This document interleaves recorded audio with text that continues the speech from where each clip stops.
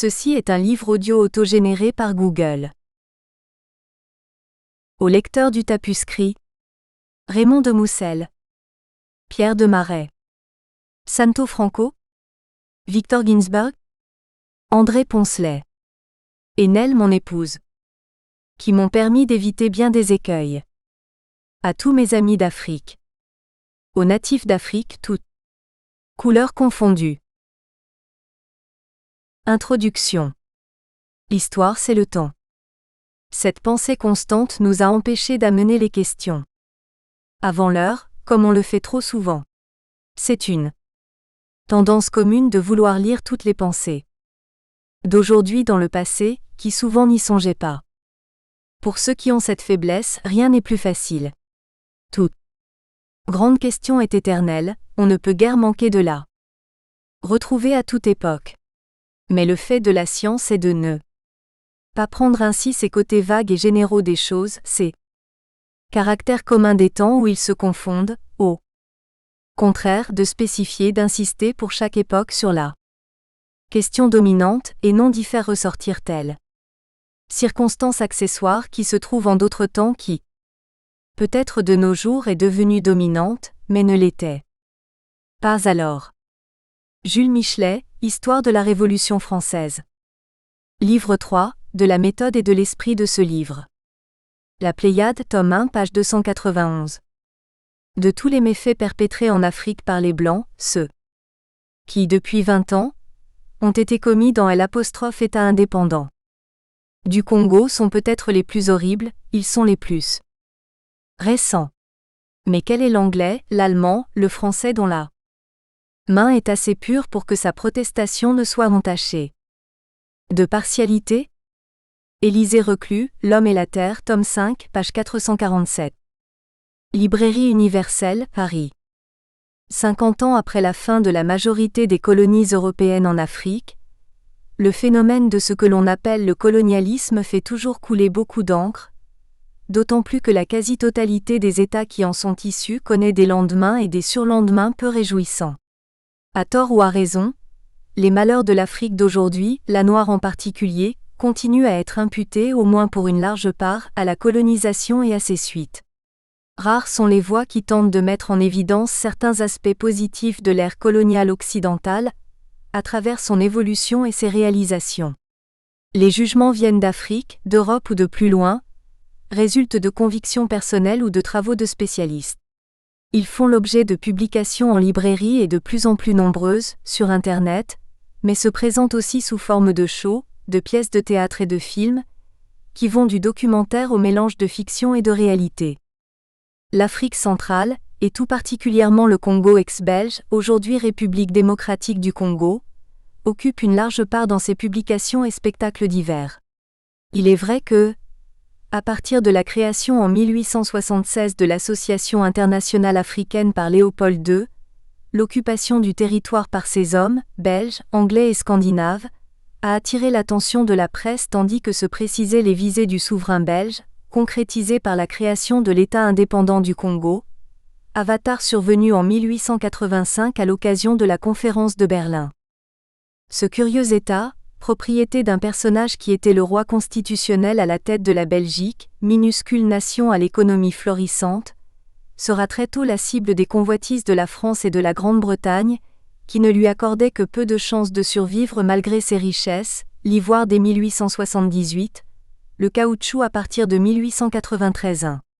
Ce n'est qu'à partir de 1900 que des critiques s'élevèrent sur les conditions inhumaines, voire criminelles, dans lesquelles les représentants de l'EIC et des sociétés concessionnaires obligeaient les indigènes de travailler pour eux.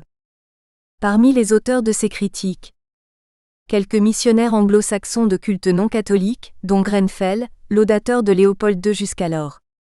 Edmund Morel, un agent en douane mi-français mi-anglais, qui travaillant un temps à Anvers comme employé de l'agent en douane Dempster, constata une exportation anormale d'armes vers le Congo et en chercha l'explication, laquelle fut alimentée par les témoignages notamment de missionnaires, mais également d'officiers de la force publique et d'employés de sociétés belges installées au Congo.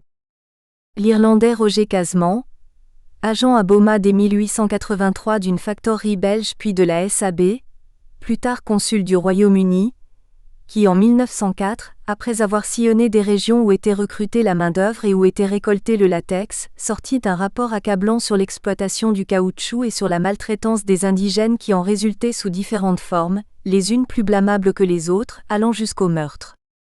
La collaboration active de Morel et Casemans, utilisant notamment le West African Mail, journal créé par le premier et s'appuyant sur la Congo Reform Association, allait recevoir un écho de plus en plus vif dès 1904.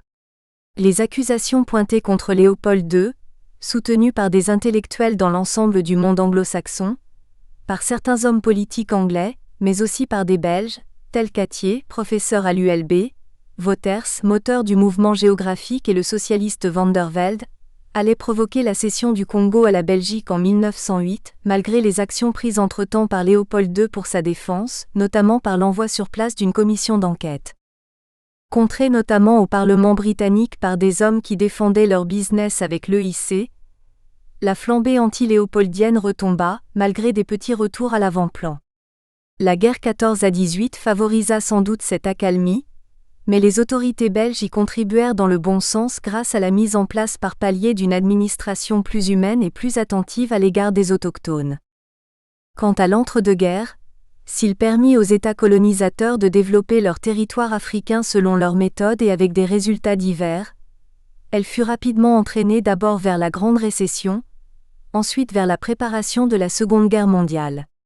Les colonies n'étaient importantes que pour ce qu'elles étaient censées rapporter. La guerre 40 à 45 achevée, le monde ne se préoccupa plus que de l'antagonisme Est-Ouest. Pressé d'en finir avec des États affaiblis qui le dominaient, le tiers-monde s'assura des alliés dans l'un ou l'autre camp, voire dans les deux à la fois. Tel un reflux inexorable, l'ère coloniale occidentale s'amenuisa peu à peu, malgré les éclats de quelques feux d'artifice dont pour la Belgique, l'Expo 58 à Bruxelles. Ce n'est qu'après l'indépendance du Congo, accordée en 1960 dans l'impréparation et la précipitation et dont les premières années furent calamiteuses, que peu à peu, discrètement d'abord, puis, de plus en plus ramenée au premier plan, se rouvrit l'histoire de l'EIC et de la rapacité dont certains de ses promoteurs et agents avaient fait preuve jusqu'à s'en prendre à la santé, à l'intégrité physique et à la vie des indigènes. Des Belges écrivirent sur le sujet avec sévérité, voire avec excès mais non faussement, dont au moins 2 anciens coloniaux, Jules Marchais, administrateur territorial, et Michel Massot, employé d'une compagnie de chemin de fer. L'un et l'autre avaient entamé leur carrière coloniale dans des conditions idéales après la Seconde Guerre mondiale, et l'avaient vue s'interrompre avec l'indépendance.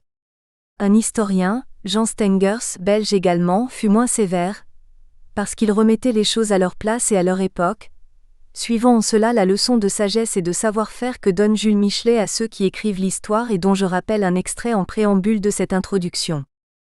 Le concert des critiques s'éleva peu à peu, venant notamment de l'ancienne colonie et de ses intellectuels, des historiens et journalistes d'investigation du monde occidental et du tiers-monde. Au cœur des ténèbres de Joseph Conrad, paru plus de 60 ans plus tôt, sortit de son purgatoire pour commencer une double seconde carrière, celle du livre de l'écrivain le plus vendu et le plus analysé. Ce qui lui rapporta le titre d'écrivain anticolonialiste de la première heure, mais provoqua aussi les premières critiques négatives quant à ses opinions politiques et humanistes réelles. En 1998, parut un ouvrage strictement contemporain, mais qui allait par sa diffusion et sa médiatisation remettre au goût du jour l'affaire Léopold II. Traduit rapidement en plusieurs langues, cet ouvrage, dû à la plume d'Adam Hochschild, un journaliste d'investigation américain, allait avoir un impact considérable dans le monde francophone, en Belgique en particulier dans sa traduction française sous le titre Les fantômes du roi Léopold, un holocauste oublié. Il ne pouvait mieux tomber. On en avait marre de taper sur les nazis. On commençait à mettre un voile sur les guerres perdues par les J alors qu'elles étaient censées répandre les idéaux démocratiques yankees à travers le monde, et plus seulement au Japon, en Israël ou à Porto Rico. On retournait en arrière. On n'avait plus qu'à s'en prendre à de vieux papiers remontant à 3, 4 générations, ayant quasi pris les couleurs et les traits propres aux légendes. Lors de la lecture de plusieurs ouvrages historiques et de recherches sur Internet, J'ai été surpris de constater que les deux écrits qui faisaient le plus de bruit sur le Congo de Léopold II au sein de la masse de nos concitoyens mais aussi dans le monde occidental, étaient les rares auxquels les historiens ne s'intéressaient guère sinon du bout des lèvres.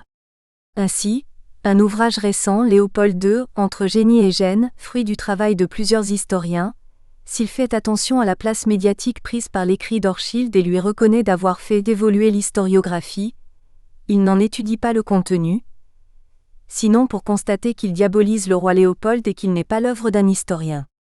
Quant au livre de Conrad, il n'en est fait nulle allusion, alors que les médias le consacrent premier pamphlet anticolonialiste, dardant ses traits sur Léopold II.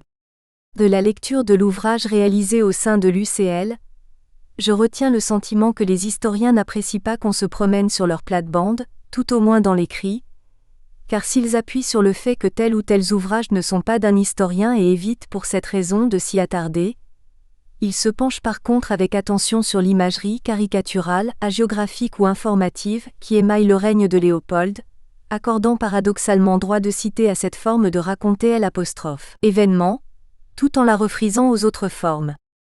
Revenons aux deux ouvrages. J'avais lu Au cœur des ténèbres, le premier, l'ancêtre des deux, il y a des années. Je l'avais oublié, parce que je l'avais trouvé difficile à lire, peut-être aussi parce que je n'y retrouvais pas le Congo de mon enfance. Et les fantômes du roi Léopold ? Autour de moi, sauf parmi la plupart des coloniaux, nostalgiques et amers, ce ne fut que louange à l'égard de cet ouvrage qui entendait clore le débat par une condamnation sans appel de l'occupation belge de 1876 jusqu'à 1960, même s'il opérait à partir de la cession du Congo à la Belgique un raccourci mêlant l'ère léopoldienne et l'assassinat de Lumumba. Au point qu'un de mes amis me déclara que je n'avais plus, natif d'Afrique, qu'à me fondre dans le paysage et à longer les murs. Je ne dirais pas qu'une telle réaction me surprit, même si elle me blessait. J'en avais entendu beaucoup de semblables depuis que j'avais fait la connaissance de l'Europe, en 1953, en entrant à l'université. Partagé entre mon enfance et mon adolescence africaine et la maturité acquise grâce à l'enseignement universitaire et à la réflexion née de mes lectures et de la discussion entre amis, j'ai été vite convaincu que je n'étais que le produit favorisé, voire gâté, d'une colonisation où il y avait d'une part les occupants, d'autre part les occupés et que les bienfaits importés, quels qu'ils fussent et combien fussent-ils réels, n'effacerait jamais l'inégalité de situation et l'humiliation de l'asservissement si tempéré fût-il. Rappelons-nous la bénigne faute, lorsqu'en appliquant nos lois d'assimilation, nous continuions à tutoyer et à appeler par leurs prénoms ceux auxquels l'on octroyait le statut d'assimilés, quand il leur était imposé de nous dire vous et de nous appeler monsieur ou bwana. Quelle que soit la rhétorique idéologique ou religieuse dont on l'habille, biblique comme celle d'Abraham et de Moïse ou coranique comme celle de Mahomet, qu'elles servent la grandeur des empires romains, turcs, espagnols, hollandais, anglais ou français, la colonisation est un phénomène vieux comme le monde, s'adaptant remarquablement à toutes les époques. Occidentale, on lui a collé l'étiquette idéologique du colonialisme. Elle en connaît et en connaîtra encore bien des formes, du moins tant que l'homme n'aura pas détruit la vie sur Terre. C'est celle appelée colonialisme, que j'ai connue depuis ses premiers signes d'étiolement jusqu'au jour où ses successeurs, légitimes, bâtards, usurpateurs, ont porté son cercueil en terre. La colonisation colonialiste de l'Afrique n'aura duré qu'une poussière d'éternité, au plus un siècle, au Congo ex-belge à peine 80 ans, mais son empreinte, même si elle se dégrade, est telle qu'après un demi-siècle d'indépendance, l'Afrique ne se remet toujours pas des œuvres coloniales, telles par exemple les frontières tracées par les puissances occupantes et confirmées en permanence sous l'œil vigilant de l'ONU, par les dictateurs sous le couvert d'un nationalisme qui se limite à une expression de hostilité mouvante vis-à-vis des occupants, anciens ou nouveaux, pacifiques ou belliqueux, fanatiques religieux ou socialistes doctrinaires. D'où guerre civile et interafricaine permanente. Mais retournons à mon propos. J'ai voulu mieux connaître ces deux écrits. La longue nouvelle que j'avais lue trop vite et qui m'avait rebuté, l'ouvrage de caractère historique que j'avais lu en diagonale et jugé léger dans son argumentation, lourd dans son jugement. Je les ai lus et relus. J'ai voulu aller au-delà de leurs mots, tantôt abstraction, tantôt affirmation. Je me suis aidé dans la lecture autant d'écrits contemporains de l'ère léopoldienne, et donc de la nouvelle de Conrad, que d'analyse a posteriori comme l'est l'ouvrage d'Adam Hochschild. C'est le résultat de ce travail que je livre ici. Dans une première partie, en analysant Au cœur des ténèbres, à travers l'aventure vécue par Conrad et à travers l'auteur mais aussi en jugeant l'écrit sur les plans de la littérature et du témoignage. Dans une deuxième partie, en analysant les fantômes du roi Léopold par rapport à l'histoire telle qu'elle peut être évaluée aujourd'hui avec le savoir que nous possédons de l'époque sur le plan moral, politique et démographique, et comme dans le premier cas, en tentant de juger le dit ouvrage qui se prétend davantage analyse historique que pamphlet. Dans une troisième partie, brève, en proposant à mes lecteurs un point de vue qu'ils pourront rejeter ou accepter mais qui comprendra surtout le souhait de voir la recherche historique se poursuivre dans la liberté d'esprit la plus totale, dégagée notamment d'une sensibilité d'aujourd'hui qui est incapable de remonter dans le temps passé et de se souvenir que l'histoire c'est le temps, selon la formule lapidaire de Jules Michelet. Cette partie contiendra quelques mots de conclusion sur la question suivante. Nous trouvons-nous plongés dans la lecture de l'un et l'autre écrit, devant la réalité toute nue, sur laquelle les auteurs ont simplement joué des lumières que leur donnait à chacun un talent littéraire et une conviction intime intemporelle, libre de toute entrave politique, idéologique ou philosophique? Bref, nous trouvons-nous, oui ou non, en face de deux manières de dire la réalité ou d'écrire un conte. C'est pourquoi mon ouvrage est sous-titré « Un règlement de compte ». 1. Joseph Conrad Au cœur des ténèbres. Le contact avec la sauvagerie pure et simple, avec la nature primitive et avec l'homme primitif, jette dans le cœur un trouble subit et profond. Au sentiment d'être seul de son espèce, à la claire perception de la solitude de ses propres pensées, de ses propres sensations, à la négation de l'habituel qui est rassurant viennent s'ajouter l'affirmation de l'inhabituel, qui est redoutable, l'idée de chose vague, irrépressible et repoussante, dont l'importunée troublante présence excite l'imagination et met à l'épreuve les nerfs civilisés du sot aussi bien que du sage. Conrad, un avant-poste du progrès, 1897-2. La curée la plus abjecte qui ait jamais défiguré l'histoire de la conscience humaine et des explorations géographiques. Joseph Conrad, 1924-3. 1. Analyse d'une œuvre, analyse d'un écrivain. Rarement, on aura autant écrit sur un écrivain qu'autre. Rarement un écrivain aura autant alimenté à la fois l'exégèse littéraire et le débat politique, tout en provoquant sur les bas-côtés l'analyse psychomédicale ou encore celle de la foi. Rarement encore on aura autant écrit sur les analyses, essais et exégèses se rapportant à Conrad V.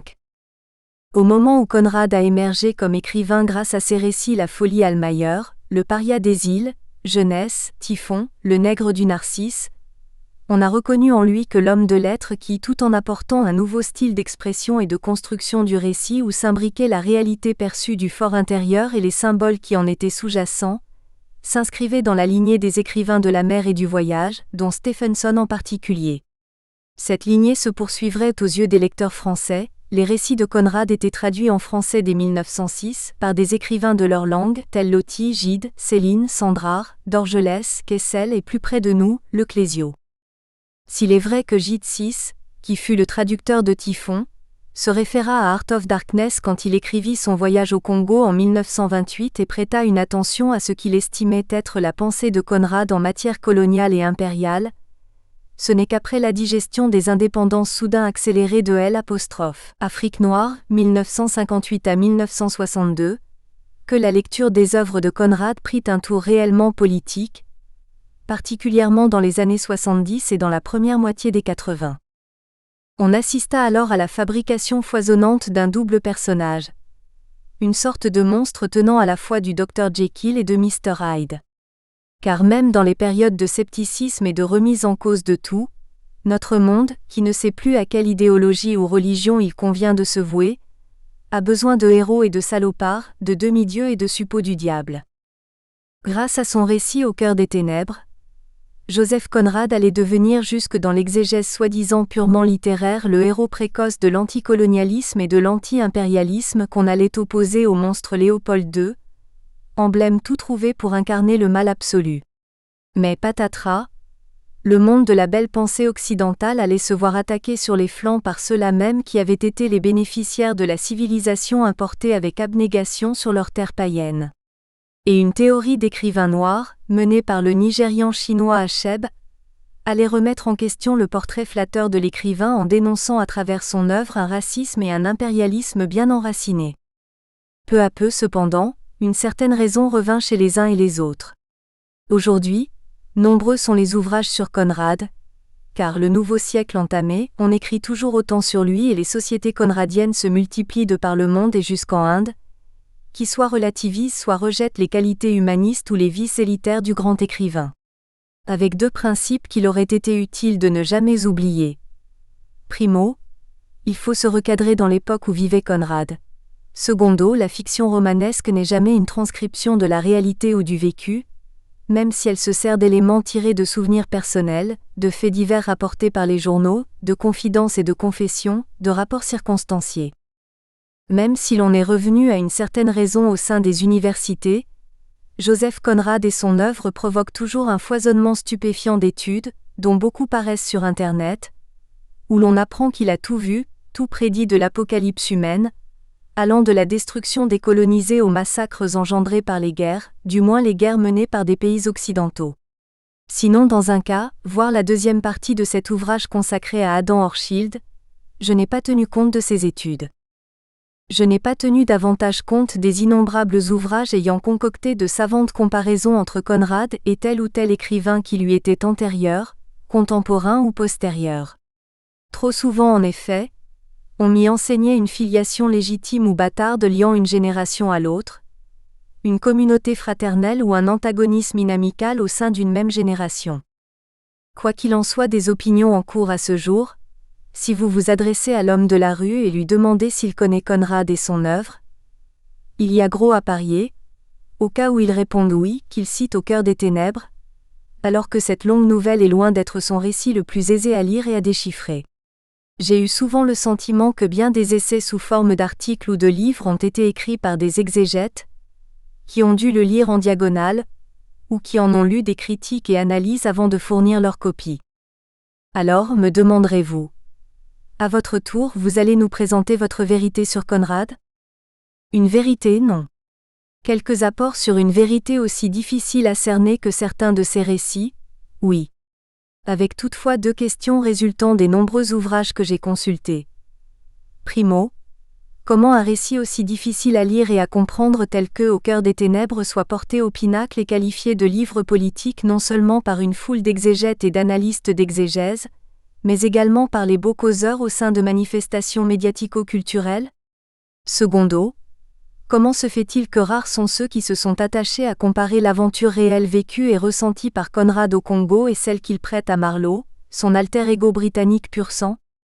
À quel titre vous insérez-vous dans le concert cacophonique des laudateurs et des critiques, du grand romancier ? Repartirez-vous ? Connaissez-vous suffisamment l'auteur et son œuvre pour l'analyser à votre tour et en tirer des enseignements ? Le matériau que j'ai lu et analysé, pour incomplet qu'il soit me permet certains constats que maintes fois je ne suis pas le premier à faire. Je citerai mes sources aussi exactement que possible, qu'elles proviennent de l'œuvre elle-même, des analyses et exégèses qui en ont été l'objet, ou de ma connaissance de l'histoire, à savoir. Au centre de mon propos trône le récit que j'ai lu aussi bien en anglais, Art of Darkness, qu'en français, Au cœur des ténèbres, ainsi qu'un avant-poste du Progrès, courte nouvelle publiée 2 ans auparavant. À ces lectures s'ajoute celle du journal qu'a tenu Conrad au début de son séjour au Congo, entre juin et août 1890. Ce Congo Diary est introuvable en français. Il semble n'avoir jamais été traduit, ce qui n'a rien de surprenant étant donné son caractère de bloc-notes, où apparaissent de nombreuses abréviations mais aussi parfois des mots en français utilisés consciemment ou non par l'auteur, tel le mot mercredi glissé dans une liste de villages et postes s'échelonnant sur sa route entre Matadi et Léopoldville. Penguin Books présente une édition de Art of Darkness, suivie de Congo Diary mais non du logbook, renommé Upriver, que Conrad a tenu sur le fleuve et dans lequel il note essentiellement des observations sur la navigation et ses difficultés dues aux cours changeants, aux bancs de sable, aux chicots, etc. 8. La troisième source vient de ses notes d'auteur et de sa correspondance 9. On y découvre des réflexions et explications sur le Congo souvent largement postérieures à la sortie de Heart of Darkness, paru une première fois en magazine en 1899, c'est-à-dire plus de 8 ans après son séjour africain, et publié profondément remanié en 1902. Dans la trilogie jeunesse qui comprendra Heart of Darkness, Conrad s'ingénie à présenter son roman bref comme une image quasi fidèle de son vécu ou de son vu. Dans sa correspondance, il affirmera ses idées sur la colonisation, notamment dans le rapport entre occupants et occupés, très contradictoire dans l'écrit lui-même. Il n'est pas étonnant que Conrad ait influencé son premier traducteur et biographe, Jean Aubry, convaincu que Au cœur des ténèbres était un récit fidèle, à peine symbolisé de l'aventure vécue par l'écrivain lui-même. Cette idée est d'ailleurs bien ancrée dans l'esprit, voire dans la foi de certains journalistes d'investigation, tels Adam Hochschild, comme nous le verrons dans le chapitre traitant de l'ouvrage de ce dernier sur le Congo de Léopold II.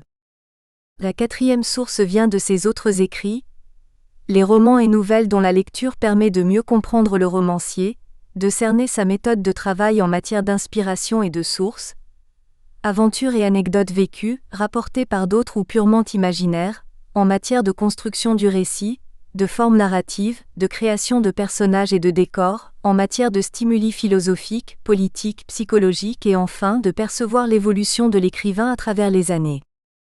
Parmi les écrits de Conrad, l'auteur en a laissé 3 qu'on peut qualifier d'autobiographiques. Il s'agit de Jeunesse, Miroir de la mer, parution entamée en 1906, qui est une sorte de traité du bon marin, et de Souvenirs personnels, parution entamée en 1908, publiée sous le titre Somme réminiscence puis sous le titre A Personal Record. L'auteur prétend que La ligne d'ombre constitue également un récit autobiographique. Disons qu'il s'inspire largement de son aventure de capitaine à bord de l'Otago, tout comme dans le cas de Un sourire de fortune. La 5e source comprend les monographies et essais de spécialistes de la littérature, mais attentifs au contexte historique 10. Qu'il me soit permis de mettre en exergue 2 références particulières.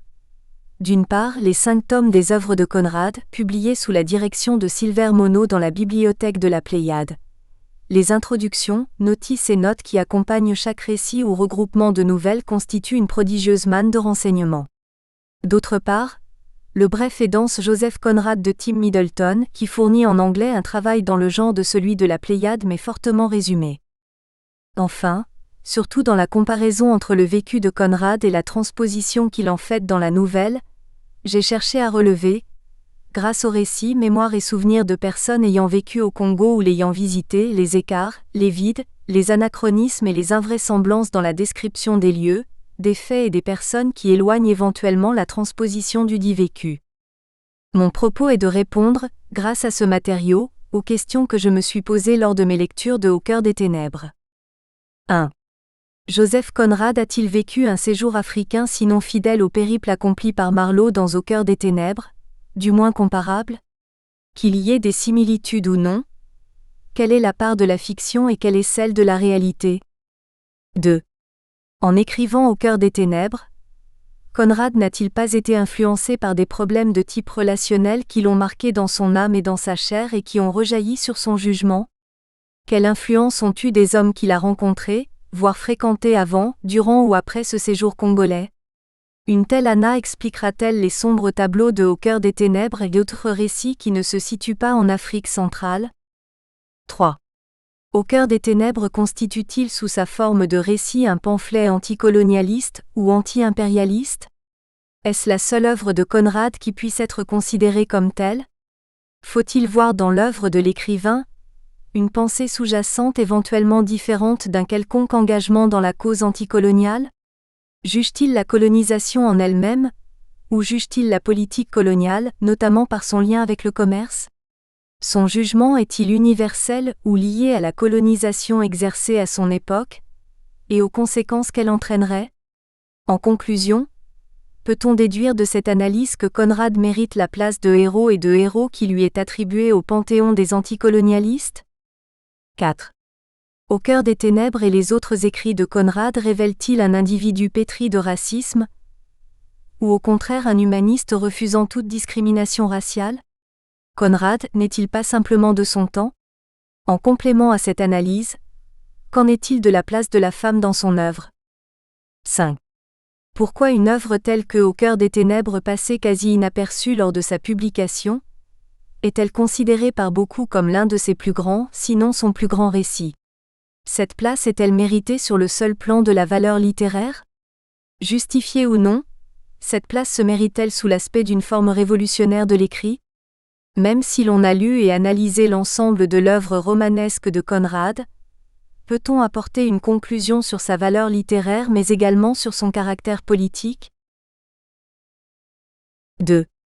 Au cœur des ténèbres, réalité ou fiction? Au-delà de la lecture des œuvres de Conrad et de l'important apport des introductions, notices et notes accompagnant l'édition de la bibliothèque de la Pléiade, je me réfère pour cette première analyse principalement à l'étude très fouillée qu'en a faite Norman Cherry, professeur de littérature à la Trinity University San Antonio TX et à l'Université de Lancaster, UK, sous le titre Conrad's Western World, paru en 1971 et dont je possède une réédition de 2005. Cet ouvrage analyse le rapport entre la fiction et la réalité à travers 3 romans de Conrad, à savoir Au cœur des ténèbres, auquel Cherry joint un avant-poste du progrès, Nostromo et l'agent secret. D'autre part, il tente de cerner l'évolution de l'état d'esprit de l'écrivain par rapport à ses œuvres antérieures ayant pour cadre l'océan Indien et les îles du Sud-Est asiatique, œuvre analysée par le même Cherry dans un ouvrage intitulé Conrad's Eastern World. J'ajoute aux travaux de Cherry l'analyse fouillée faite par Jean Stengers dans l'article sur l'aventure congolaise de Joseph Conrad, publié en 1971 dans le bulletin des séances de l'Académie des sciences d'outre-mer à Bruxelles 11. Si Conrad a passé près de 6 mois dans l'État indépendant du Congo, s'il a effectué un aller-retour sur le haut fleuve entre le Stony Pool et les Stony Falls, le récit que fait son double, l'inévitable et sentencieux Marlowe, montre à chaque pas que d'une part, l'aventure vécue par ce dernier ne correspond pas à celle vécue par Conrad, sinon par le parcours cependant fortement allongé dans le temps, D'autre part, comprend des événements aussi bien imaginaires que réels, ces derniers survenus avant, parfois pendant, hors de sa vue, ou après son séjour africain et qu'il recrée à sa façon. Enfin, escamote des réalités plus que visibles, telle la présence des arabisés. Mieux, le cadre géographique est trituré, noirci, ensauvagé pour devenir ténébreux, tandis que les nombreux postes européens le long du fleuve et les autres vapeurs qui le sillonnent sont gommés, à l'exception du poste intérieur misérable qui remplace Au cœur des ténèbres, le centre important des Stony Falls. Voici plusieurs exemples, non exhaustifs. L'origine de l'aventure. À l'occasion d'une visite unique qu'il fait au siège de la compagnie dans la cité sépulcrale, Marlowe est engagé en tant que skipper d'un vapeur sur le fleuve Congo. Conrad se rendra plusieurs fois à Bruxelles avant d'être engagé par la SAB, société filiale de la CCCI dirigée par Albertis. Il est sous-entendu qu'il sera skipper du vapeur, qui sera mis à la disposition de l'explorateur Alexandre Delcommune lors de l'expédition que la SAB projette vers le Katanga pour le compte de l'EIC. Le voyage jusqu'à la station centrale. S'il est évident que les premières pages du récit de Marlowe se rapprochent de la réalité qu'a vécue Conrad depuis le moment où il s'est trouvé à bord du Ville de Maceo, jusqu'au moment où il est arrivé à Léopoldville après être passé par Matadi, et avoir parcouru à pied le chemin des caravanes, le récit de Marlowe ne correspond que rarement au journal qu'a tenu Conrad depuis son séjour à Matadi jusqu'à son arrivée à Sembelao, à quelques kilomètres de Léopoldville. Matadi. La séquence présentant l'état calamiteux du chantier du chemin de fer et des hommes qui y travaillent ne figure pas dans le Congo d'Ayari, dans lequel Conrad, lors de son séjour à Matadi, ne semble s'intéresser qu'aux Européens, ne trouve supportable que les Britanniques Casement et Underwood et ne porte de jugement que sur le travail idiot dont on le charge, à savoir mettre de l'ivoire en caisse. Par contre, on sait par sa correspondance qu'il ne voyait aucun mal à accompagner dans les villages avoisinants, Casement qui tente d'y recruter de la main-d'œuvre de portage pour les travaux de terrassement et d'excavation nécessaires à la plateforme du chemin de fer. Bien que Marlowe dise n'avoir pas compris à quoi servaient ces travaux qu'il juge inutiles, page 62, il est évident que Conrad a vu les premiers aménagements du chantier. A-t-il pu constater l'état lamentable des gens qui gravitaient dedans ou autour ? Il est avéré que le climat au bord de la Mposo était propice aux maladies telles que la dysenterie, la fièvre bilieuse, le typhus, la malaria et qu'elles en ont atteint un grand nombre et en ont tué un pourcentage élevé. Le tribut payé par les Européens était au moins aussi lourd. Mais Conrad ne peut avoir connu cette situation à l'aller, car en juin 1890, le chantier, entamé 3 mois plus tôt, n'en était pas encore aux travaux de dynamitage et ceux-ci ne démarreront qu'après qu'il eut quitté Matadi pour Léopoldville. Il serait surprenant que Conrad eût aidé quasiment à trouver de la main-d'œuvre pour le rail, alors qu'ils assistaient tous les jours l'un et l'autre à un spectacle aussi désespérant que celui décrit par Marlowe.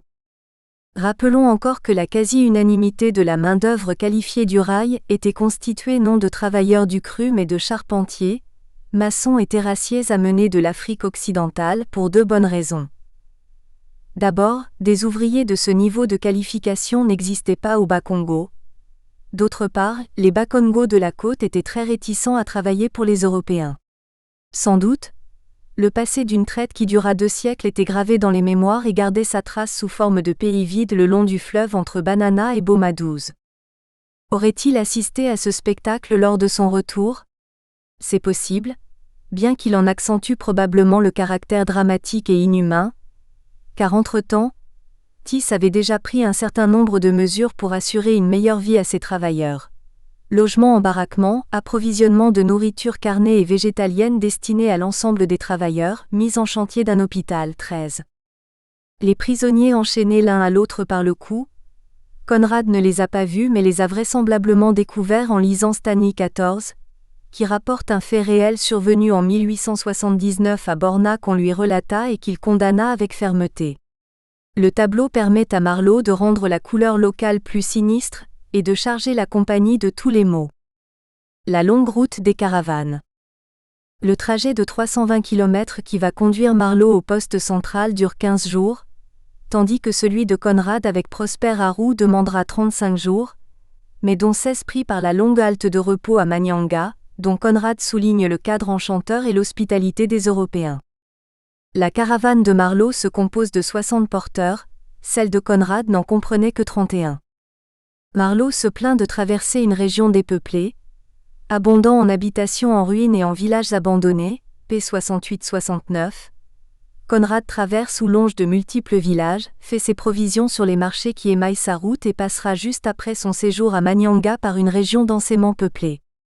Finalement, des souvenirs de Conrad, Marlowe ne reprend que peu de choses, à savoir un compagnon de route européen souvent malade, p. 69-70, un homme tué sur la route, p. 69, et un discours en anglais s'adressant au porteur qui regimbait, p. 70. Par contre, Marlowe ne reprend pas la plainte de Conrad qui s'est senti sale et crotteux du fait d'avoir été mal porté par un indigène lors de la traversée d'une rivière. Pour mieux juger des différences entre le récit de Marlowe et les souvenirs de Conrad, j'ai dressé en annexe 2. Route des caravanes au Bas-Congo, un tableau des routes nord et sud des caravanes, l'activité de Conrad à Matadi et le tracé de son voyage vers Léopoldville avec les constats qu'il a établis alors. Le but du voyage sur le fleuve. Tandis que le but du voyage de Conrad était de pure routine 15, celui du voyage de Marlowe, voulu par la compagnie, devait permettre à son directeur de comprendre ce qui se passait au bout du biais navigable du fleuve dans le poste intérieur tenu par l'agent le plus important de la compagnie, à savoir Kurtz. Un personnage purement imaginaire même s'il eut des modèles comme on le verra plus loin, et au cas où il serait malade, ainsi Q'. On le pressentait, de le ramener du cœur des ténèbres vers la lumière et la civilisation, tout en réglant le problème commercial essentiel, à savoir comment reprendre le contrôle de la collecte d'ivoire auprès des indigènes. Le récit a ceci de remarquable, c'est que depuis le poste Outer Station de la compagnie à Matadi, les Blancs parlent de Kurtz comme d'un être d'exception, mais chacun donne une image qui reste floue tout en se modifiant tout au long des 6 premiers mois que durera le séjour de Marlowe au Congo. La durée du séjour. Le total du séjour de Marlowe atteindra 8 à 9 mois. 3 à 4 semaines de Borna à Kinshasa, 3 mois à Kinshasa, Central Station, pour renflouer le bateau dont il doit prendre le commandement, 2 mois pour arriver au poste intérieur, Inner Station, probablement 1 mois et demi pour redescendre le fleuve, 1 mois à 6 semaines pour regagner Borna et s'embarquer pour l'Europe. Comme dit plus haut, le voyage accompli par Conrad sur le fleuve est de pure routine. L'aller-retour prend environ 2 mois, tandis que le reste des 6 mois que dure le séjour de Conrad au Congo comprend, lors du retour des Stanley Falls, 2 mois de désœuvrement à Léopoldville en attente d'un commandement, 2 mois pour gagner Borna, durant lesquels il est malade. Les seules similitudes que partagent Marleau et Conrad, c'est qu'ils détestent leur patron local et qu'ils sortent affaiblis physiquement et moralement de leur expérience congolaise. Quant au malaise éthique, il attendra 8 ans la rédaction de Au cœur des ténèbres avant de s'emparer de l'écrivain, encore une décennie pour prendre une allure politique du moins dans la correspondance de l'écrivain. Une autre décennie s'ajoutera pour que Conrad tentât de presque unifier l'aventure de Marleau, avec la sienne 16. Le statut et les péripéties. Alors que Marleau commandera le vapeur qu'il aura renfloué au préalable, inspiré du naufrage du Florida, Conrad ne sera jamais, durant le seul voyage qu'il accomplira sur le Roi des Belges, que le second sauf durant quelques jours au retour des Stanley Falls, tandis que le capitaine Koch, vrai maître à bord, sera dans l'incapacité de commander pour cause de maladie. La position de Marleau est celle d'un capitaine de navire reconnu comme tel, tandis que Conrad est sous-estimé par rapport à son grade. Le vapeur que commandera Marleau a coulé. Son renflouement qui lui est confié prendra 3 mois, notamment faute de rivets qu'on tarde à expédier de la station maritime. 3 pages sur ces rivets permettent à Marleau de passer sa rancœur sur le directeur. Conrad a dû monter à bord du Roi des Belges, sans avoir l'occasion ne serait-ce qu'un jour, de se reposer de sa marche de Matadi au Stanley Pool. Il est à noter que le vapeur de Marleau ne sera jamais mentionné par son nom. Dans les documents d'époque, notamment dans les parutions du Mouvement géographique 17, aucun vapeur n'est mentionné en perdition, sinon le Florida que le Roi des Belges a aidé à renflouer en cours de route. À bord du bateau, encore à l'ancre à Kinshasa pour cause de remise en état, Marleau surprend une conversation entre le directeur de la station centrale et son oncle qui vient d'y arriver et qui y prépare dans un capharnaüm inimaginable digne d'un néophyte une expédition d'exploration baptisée Eldorado. On sait que c'est Camille Delcommune qui est le directeur du poste de la SAB à Kinshasa. On sait que le frère dudit, Alexandre, l'explorateur, va entamer une expédition qui le conduira au Katanga. Si 2 membres d'une même famille se rencontrent, ce ne peut être que les 2 frères. Mais Conrad ne peut avoir ni vu ni entendu Alexandre avant son départ pour les Stanley Falls, puisque ce dernier, de retour d'Europe, n'est arrivé à Kinshasa que le 21 septembre. Si Conrad l'a connu, ce ne peut être qu'à Kinshasa, après son retour des Falls, entre cette date et le 17 octobre, jour où l'expédition s'engage sur le fleuve avec 2 bateaux. Je ne sais si l'explorateur a lu Au cœur des ténèbres, mais il aurait été surpris d'y être présenté comme un petit gros maladif, lui un costaud sec comme une trique, âgé à peine de 2 ans de plus que l'écrivain, n'ayant pas froid aux yeux, qui courait l'Afrique depuis 1874-18, sans tomber une seule fois malade. Le fleuve et son environnement. La diversité. Marleau présente le fleuve Congo comme fréquenté sporadiquement par les vapeurs, enserré dans une forêt très dense. Un fleuve vide, un vaste silence, une forêt impénétrable, page 88. Alors que le fleuve qu'a remonté et redescendu Conrad comprend différentes topographies, depuis l'enserrement entre de hautes falaises jusqu'au terrain marécageux à perte de vue avant de revenir sur un enserrement peu avant les Stanley Falls. Stanley garde de ses allées et venues à bord du Petit en avant durant les années 1879 à 1883, un souvenir plus ensoleillé et moins sinistre. Comment dépeindre l'incomparable fleuve Congo ? L'effet de soleil sur les bois solitaires qui tapissent les gorges et les flancs des coteaux, et sur les montagnes dont ce soleil couronne les sommets d'une éternelle auréole. Ces tableaux superbes se révèlent de tous côtés et attendent la venue du poète congolais qui célébrera leur grandeur. 19. Les postes où le bateau de Marleau fait relâche sont rares, minuscules, émergeant d'une forêt à peine défrichée, bien qu'en 1890 le fleuve fût parsemé de centaines de villages et de plus d'une vingtaine de grosses agglomérations s'étendant sur des kilomètres de rive et dont certaines sont devenues des stations de l'EIC, telles Lukolela, Bolobo, l'Équateur, Coquillaville, les Bangala, les Stanley Falls qui comprennent factories, missions, garnisons militaires voire fortifications. Pour une meilleure préhension de ce qu'était le Haut-Congo à l'époque de Conrad, je renvoie à l'annexe 3. Le fleuve Congo et ses affluents navigables, largement basés sur les lettres qu'Alberti s'adresse à son épouse en novembre 1887. Elles permettent d'évaluer tout ce que d'autres ont vu et ressenti et que Conrad a gommé ou couvert de gris et de sombres couleurs. 1. La variété qu'offre le fleuve dans ses formes, sa largeur, sa profondeur, son débit, ses rives, ses îles incroyablement nombreuses et diverses, des minuscules aux plus grandes, qui multiplient le nombre de chenaux du fleuve, le trafic des embarcations depuis les pirogues dont certaines sont immenses, plus de 20 mètres de long, jusqu'aux steamers parfois plus petits que les embarcations indigènes. 2. La diversité, la richesse et le degré d'évolution que présente la population par ses caractéristiques physiques, sa densité, son habitat variant d'une tribu à l'autre, à l'architecture urbaine parfois très moderne où l'on a appris à se méfier des crues du fleuve plutôt par de hauts terrassements que des pilotis, ces habitations allant de la longue case rectangulaire à la hutte en dôme ou conique, ces cultures dont on ne peut manquer de remarquer l'organisation, les formes de défrichage qui éloignent de 200 à 400 mètres la forêt et la maudite glossine, une mesure de défense que les Belges reprendront à leur compte en obligeant le défrichage systématique le long des rivières, les modes d'assolement et la diversité des plantations, où l'on rencontre des champs de manioc et de mai issus de plants venus d'Amérique bien avant l'établissement léopoldien, la langue mais aussi les us et coutumes, les tatouages, les parures et l'apostrophe. Habillement, de la nudité quasi intégrale aux confections de tissu végétal ou de traite, et qui permettent un classement par tribu ou groupe de tribus, l'accueil suivant la tribu, son chef et leur vision de l'homme blanc, le bruit, les musiques, les chants, le sens de la fête diurne ou nocturne, de nul à explosif, ses artisanats dont la vannerie, la poterie, la forge, la sculpture sur bois et ivoire.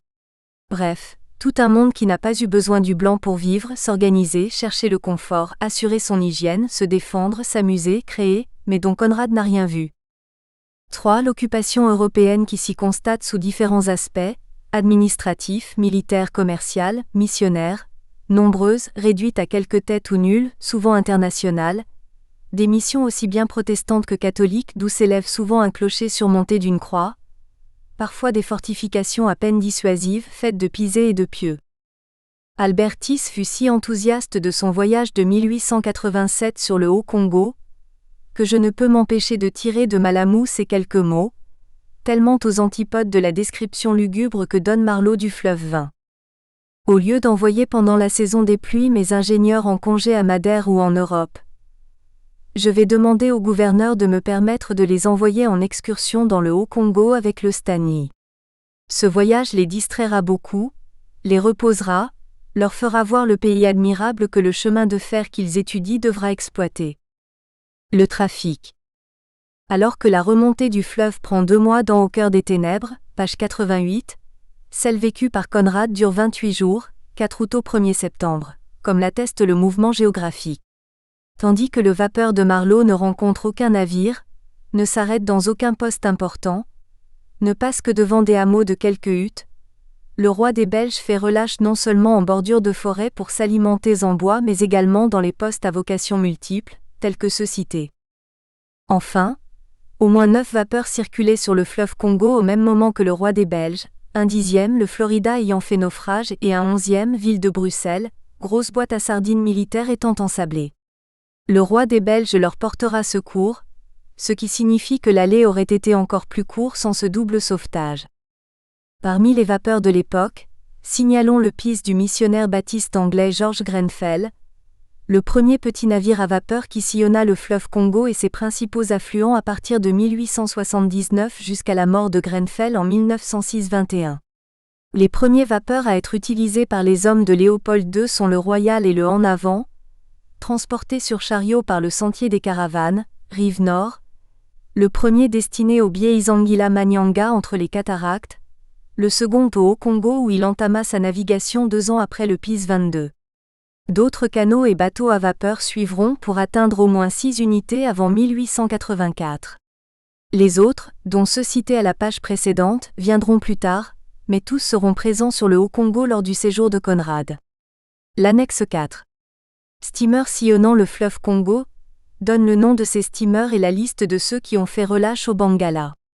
L'examen démontre que le roi des Belges, dont Conrad était le second, n'a pu faire autrement que croiser ou faire relâche avec au moins 2 de ses bateaux. Marleau participe à la sépulture d'un marin, tué par le fils d'un chef de village à quelques 400 km en amont de Kinshasa, p53m54. Les faits réels se sont déroulés en mars 1890, alors que Conrad fait ses navettes sur Bruxelles dans l'espoir de décrocher un contrat. Dans la réalité, 2 événements sont mêlés. La mort d'un capitaine, Freleiben, que remplace Koch, le commandant du roi des Belges, et d'un officier de l'EIC tué par des villageois.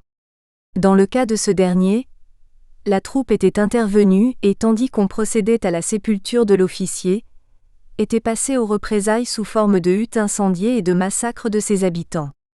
Conrad ne peut qu'en avoir entendu parler. Au bout de la route.